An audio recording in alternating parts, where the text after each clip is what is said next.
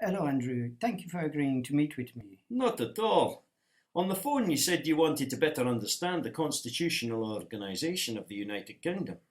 Yes, as you know, I'm a visiting law student, and before arriving in the United Kingdom, I thought that it was just one country, but since I've been living here in Scotland, I am no longer sure of this. That's probably all the talk you've been hearing from Scottish nationalists like myself.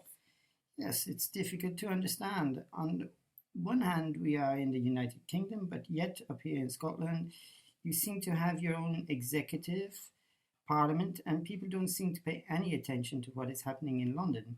Yet, on the other hand, the national press is constantly complaining about the fact that real decision making power in the United Kingdom now seems to be located in Brussels. With the European Union, I frankly have difficulty understanding the role of the United Kingdom in all of this. Well, we here in Scotland are not quite as independent as you might think, Philippe. But you're right. There have been some significant changes over the last few years, giving more power to Scotland. And yes, it's true that at the same time, increasingly, many national issues do seem to be sided by Brussels instead of Westminster. This is what I want to try and understand. What is the United Kingdom today? Is it disappearing? No, it's not disappearing, but it's definitely changing, and for the better, in my point of view. But of course, I would think that because I'm a Scottish nationalist.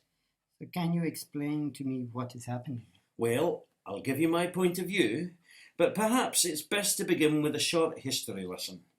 The modern entity referred to as the United Kingdom can trace its origins back to 1066 with the invasion of the Normans. The Normans and their successors first took control of the south of England, but gradually their presence spread throughout Wales, Scotland and Ireland. This conquest occurred slowly, but by the 1800s, Wales, Scotland, Ireland and England were unified as one kingdom and all ruled directly from Westminster in London.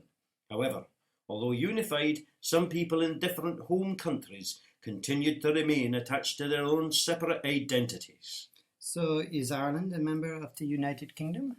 Yes and no. Ireland always retained a strong nationalist identity, and many in the country resented being ruled from London.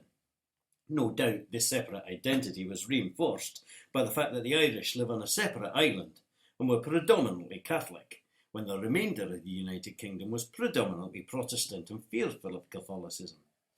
As a result, the Irish rebelled against Westminster rule, and finally in 1922 the country was partitioned, with the south of Ireland eventually becoming an independent republic, completely separate from the United Kingdom in 1949. However, Northern Ireland is still ruled from London, and this explains much of the struggle that has been occurring in cities like Belfast since the 1970s. So only the north of Ireland is now part of the United Kingdom. So what is the condition of the United Kingdom today? Well, in response to the nationalist struggle in the north of Ireland and increasing calls for self-determination in Scotland and to a lesser extent in Wales, the United Kingdom government decided to give limited devolved powers to Scotland, Wales and Northern Ireland. However, not every region wanted the same degree of independence, and so the powers of the Welsh Assembly are not as extensive as those powers enjoyed by the Scottish Parliament. So Scotland is the most independent of the home countries? Yes, probably. And at the moment there seems to be increasing momentum towards eventual Scottish independence, despite defeat in the last referendum on the question. However, given that soon we will all be ruled from Brussels, I often wonder if it really makes any difference. You mean by the European Union? So what is the role of Brussels in all of this? Well, that's another story. Buy me another whiskey and I'll tell you all about it, Philippe.